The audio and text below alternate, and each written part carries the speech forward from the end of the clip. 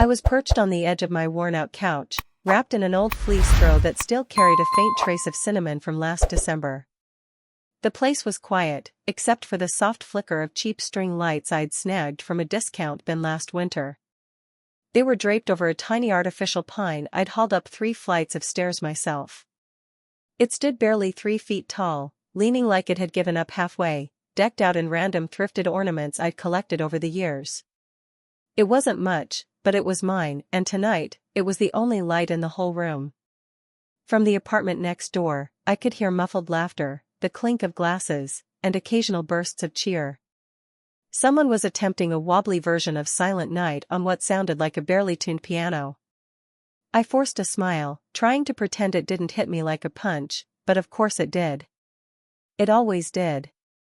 This marked the 3rd Christmas in a row with no call, no text, not even one of those snide holiday cards from my family. The first time, they chalked it up to a scheduling mix-up. The year after that, they claimed they figured I had plans and didn't want to crowd me. But this year? They didn't bother saying anything at all, just radio silence. That is, until my phone buzzed. For half a second, my heart leapt. Maybe someone remembered me. Maybe it was a last-minute thinking of you message. But no. It was an email titled, Winter Celebration Expense Split, with an attachment. I tapped it open. In big, bold Arial at the top, it read, Family New Year's Cruise, Shared Costs. Total, $6,100. Split 3 ways. Your share, $3,050. I stared at it, blinking. Was this a prank? I scrolled, looking for some kind of joke. A wink emoji. Just messing with you. Nothing. Just a list, catering, port fees, open bar, followed by a polite note asking me to send payment to my dad's account by January 4th. I didn't even know there'd been a cruise. No invite. Not a word. No heads up. But the moment it came time to settle the bill, suddenly I mattered. My stomach churned. I set my phone face down and turned back to look at my little tree. Its lights blinked gently, like nothing had changed, like that email hadn't knocked the wind out of me. I used to love Christmas. I'd bake cookies with Mom, argue with my brother Riley over which movie to watch. He was all about explosions and superheroes. I wanted something with heart. Dad would fight with the tangled lights every year, pretending to grumble while secretly enjoying it. We were noisy and chaotic, but we were a unit. Now? They were off on some boat, and I got a bill. I kept staring at that invoice until the numbers started to blur. No holiday greeting, no how are you, just a request for $3,000, as if I was some distant cousin they barely knew, good for a check and not much else. I leaned into the couch cushions, my throat tight. They hadn't saved me a seat at their table, but they sure made sure I had a stake in the tab. That said more than words ever could. I watched my little tree blink, but all I could think about was that $3,050. That wasn't just a number, it was everything I'd tried to box away in some quiet corner of my mind. A reminder of all the times I was invisible. All the times I let them get away with it. Growing up, my dad used to call me the independent one. He meant it like a compliment. Like I'd won some kind of prize for surviving solo. He'd bring it up at barbecues and stick it in family newsletters. Maya's always been the self-sufficient one, handles her own stuff. I used to beam when he said it, thinking he was proud. But over time, it stopped sounding like admiration and started feeling like the excuse they used to ignore me. It was their way of saying I didn't need anything, not attention, not support, not even acknowledgement. It gave them an out. They could skip the calls, the group messages, the invites, assuming I'd be just fine without them. And for a while, I was. Until I wasn't. Riley didn't have to lift a finger to get their love. He didn't earn it, it was handed to him. He could screw up curfews, wreck Mom's car, forget holidays entirely, and still be the golden boy we were all supposed to orbit around. That's just Rye, they'd say with a laugh. Or worse, he's just figuring life out. Meanwhile, I got lectures for bringing home a B+. And now, years later, they were still cheering him on. That cruise wasn't just a vacation, it was his coronation. He'd landed some mid-tier manager gig at a leasing company, and they threw a private boat party like he'd won a Nobel Prize. What nobody talked about, especially not him, was that just 3 months back, Riley had completely freaked out about applying for that job. His resume was a wreck, 2 cluttered pages full of sloppy typos and half-formed thoughts. He called me in a panic, voice low and shaky like he was scared someone might hear him admit the truth. "This feels way out of my league," he said. So I stayed up, 2 straight nights, rebuilding the whole thing. I rewrote sections from scratch, cleaned up the layout, crafted a new cover letter out of thin air. I even prepped him for the interview, going over questions and answers like it was my own job on the line. I never once pointed out how much he was leaning on me. He landed the job. Then the fancy boat party. Then the invoice, for me not so much as a thank you. No message. No nod. Nothing. And now I was expected to fork over $3,000 for the celebration I'd unknowingly helped make happen. That was the part that cut deepest. It wasn't even about the money, or the fact that I hadn't been invited. It was the realization that I had invested time and care into someone who wouldn't lift a finger for me. Someone who didn't even think to. They still loved to call me the independent one. But what they really meant was expendable, and for once in my life, I didn't want to pretend that was okay. Because it wasn't. Not anymore. I stared at that invoice one last time, opened my banking app, and didn't flinch. I typed in my dad's account number, entered $1, and in the memo line, I wrote, "Santa forgot me, too." No rant. No drama. Just a line that might have sounded funny, if you weren't the one realizing what it actually meant. I hit send. Transfer complete. And something in my chest finally cracked loose. It wasn't relief, not quite. But it was a shift. Like I'd finally said the thing I'd been swallowing for years. I set my phone down and walked over to the little table in my kitchen. Flipped open my laptop. It was time. Netflix? My account, Hulu? Mine. Spotify Premium? Also mine. Amazon Prime, HBO, Disney Plus, all set up under my name. Over the years, I'd added family members without a second thought.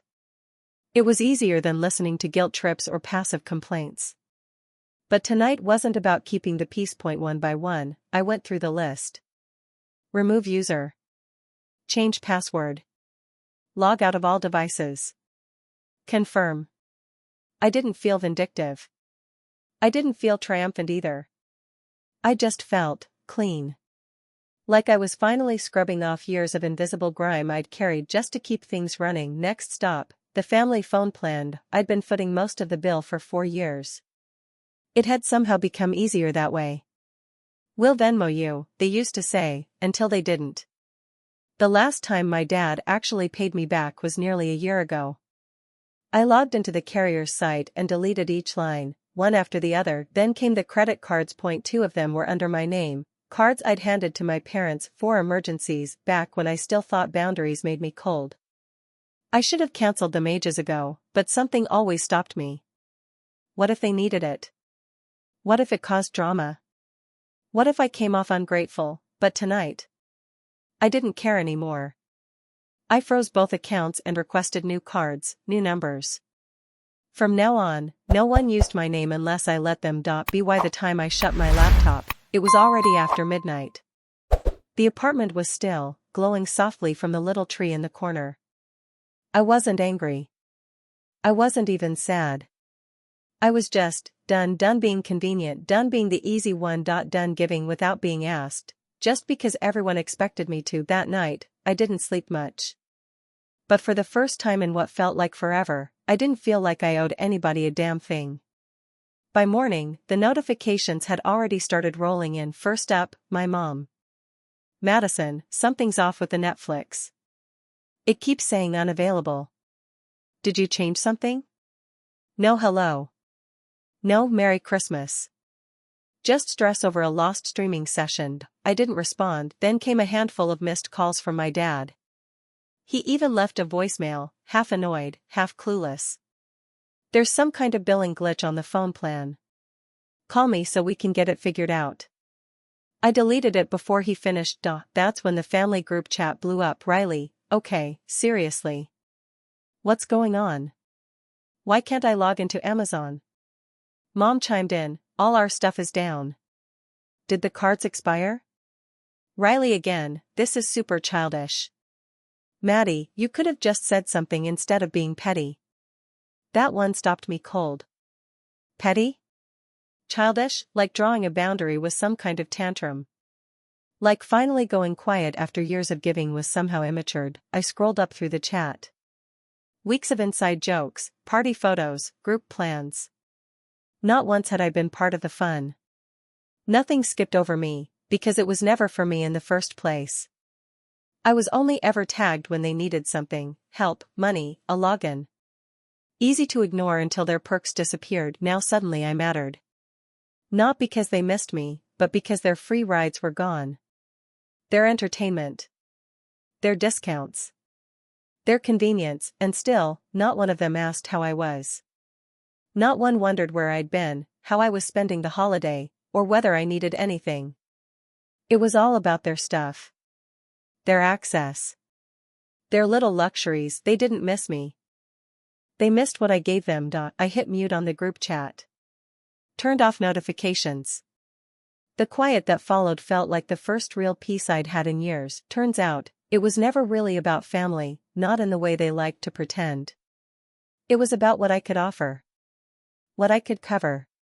What I could clean up without asking for anything in return. And now that I'd pulled the plug on their safety net, they were panicking, not because I was gone, but because their comfort had gone with me. It was the clearest message they'd ever sent, without saying a single word. Around noon, my phone rang again.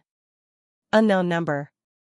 I almost let it go, probably another spam call, or maybe someone from the family trying to sneak through from a different phone, but something in me said to pick up. Hi, this is Danielle with Crescent Union's fraud team. Is this Madison Brookstone? I answered carefully. Yes, speaking. We've flagged some activity on 2 credit cards under your name. Would you be able to go over a few things with me? I shut my eyes for a second. Of course, I thought. Yes, I said, steady. I've got time. She rattled off the 2 accounts I'd frozen earlier in the week. The ones I'd opened years ago just in case, for family emergencies. The same ones my dad had used for gas, groceries, random takeout, and then just kind of kept using. Danielle said someone had reported unauthorized access to both accounts. Apparently, whoever called claimed they were entitled to use them and had been unfairly locked out. I took a breath. There's no fraud, I told her. Calm. Firm. I'm the sole account holder. Nobody else is authorized. I shut them down on purpose. A pause, and the people who previously had access, she asked. My parents, I said. They were using them without permission. They knew they didn't have ownership. I let it slide for too long. That's done now. I heard her typing on the other end. Understood, she said at last. Just to confirm, you recognize all these recent changes, and you're the one who authorized them? I do, I said. There's no fraud here. Just a family that confused me for a doormat. I hadn't meant to say that last part out loud. But once it left my lips, I didn't take it back. Danielle let out a soft laugh, not mocking, just, knowing. I'll close the fraud report and make a note, she said. Thanks, I replied. Take care of yourself, Madison, she added before ending the call. I sat there for a long moment, staring at my phone, letting my own words echo back at me. I hadn't raised my voice. I didn't cry. I hadn't unraveled. I just said what was true, and weirdly, it didn't feel like I'd picked a fight. It felt like I'd finally exhaled. They'd wanted the perks of my name. My accounts. My silence. But now they had to deal with something they'd never met before, me, unafraid to take up space. After hanging up, I didn't bother checking the family chat. The notifications kept buzzing, but I let them stack up like junk mail. I already knew what they'd say. All the familiar hits, we're just concerned, and why didn't you talk to us first? Guilt dressed up like love. But I didn't reply. Not to punish them. Not out of rage, I was just finished, and for the first time in a long while, I let the silence exist without racing to patch it up. I didn't rush in to fix feelings I hadn't broken. I didn't soften the impact of their own discomfort. I stopped performing emotional triage like it was part of my job description. At first, it felt strange. The quiet. The lack of obligation. No calls asking for favors. No surprise bills. No how are you, that was really just a warm-up to can you send me? Just peace, and then, just like that, New Year's Eve showed up. I hadn't made plans. I didn't even try, but around 7 p.m., I pulled on my favorite green sweater and walked to a little restaurant tucked downtown. It wasn't fancy, wooden booths, candles flickering in old wine bottles, the soft hum of someone's jazz playlist. I asked for a table by the window. The waiter didn't blink at the fact that I was alone. I ordered a glass of red, a perfectly medium ribeye, and mashed potatoes that tasted like someone's grandmother had made them. The food came out hot. No rush. No pressure. I didn't scroll my phone. I didn't check the time. I didn't wonder if anyone out there missed me or was thinking about me. I just was, and when midnight arrived, when the room filled with laughter and toasts and glasses clinking, I lifted mine quietly. No one clinked back. No one needed to, because I wasn't toasting a fresh start. I was raising my glass to the girl who finally stopped begging to be chosen. For years, I'd settled for scraps, emotional leftovers, side invites, backup plans. Always the one who understood, the one who adjusted so no one else had to. But tonight, I chose me not to make a point. Not as a rebellion, I chose me because I was done waiting for people who only looked for me when they wanted something. I paid the check, left a generous tip, and stepped out into the crisp winter air. The streets sparkled with cheap confetti and leftover glitter, but I didn't feel left out.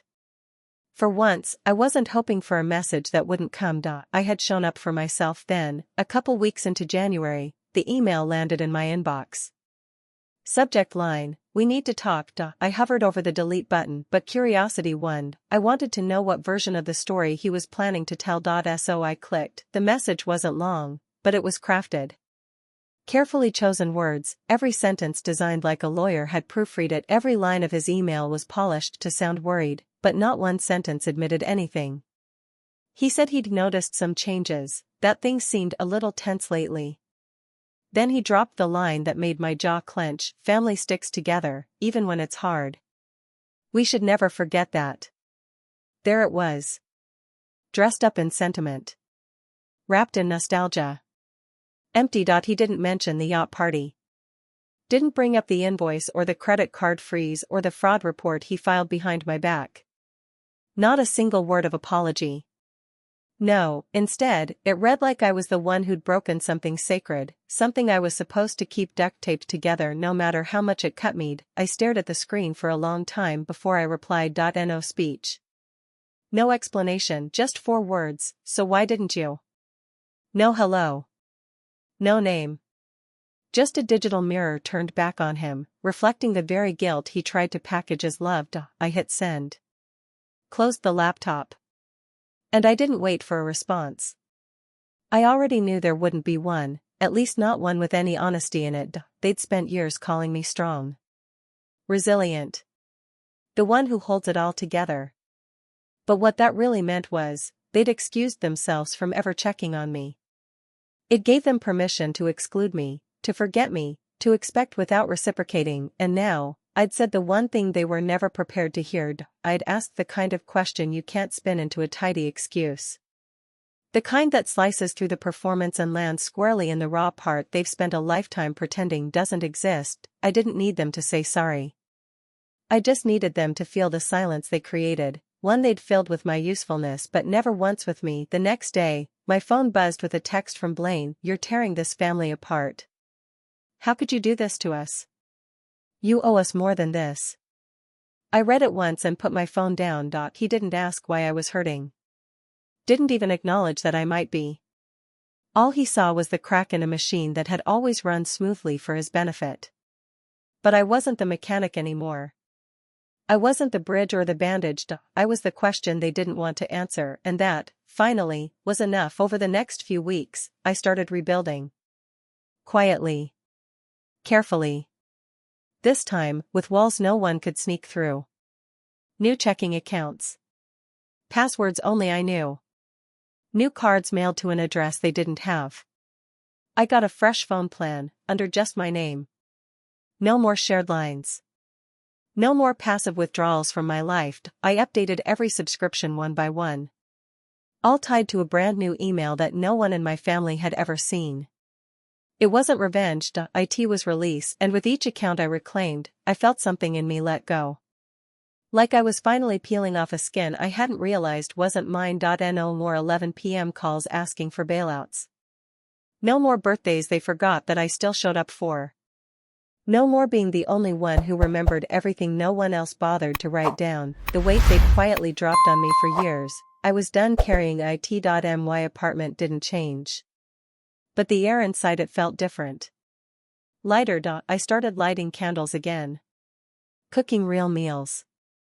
I even slept through the night without checking my phone, half expecting another emergency only I could fix. The messages stopped. Or maybe they didn't.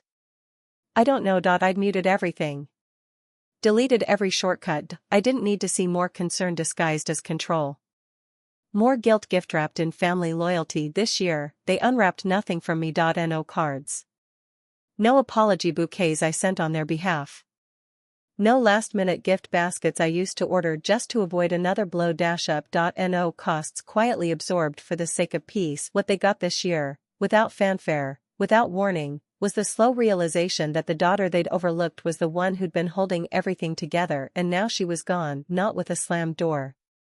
Not with a dramatic exit, just, gone. They'd always mistaken my silence for strength. My showing up without asking for anything is proof that I didn't need anything. My forgiveness, my flexibility, my absence of demands, it let them believe I didn't break, but I wasn't strong. I was exhausted, and that difference? That difference was everything. They didn't lose the difficult one. They lost the one who made the whole system function. The one they assumed would always be there. Maybe I'd just been first to be forgotten, first to be used, and now, finally, first to leave.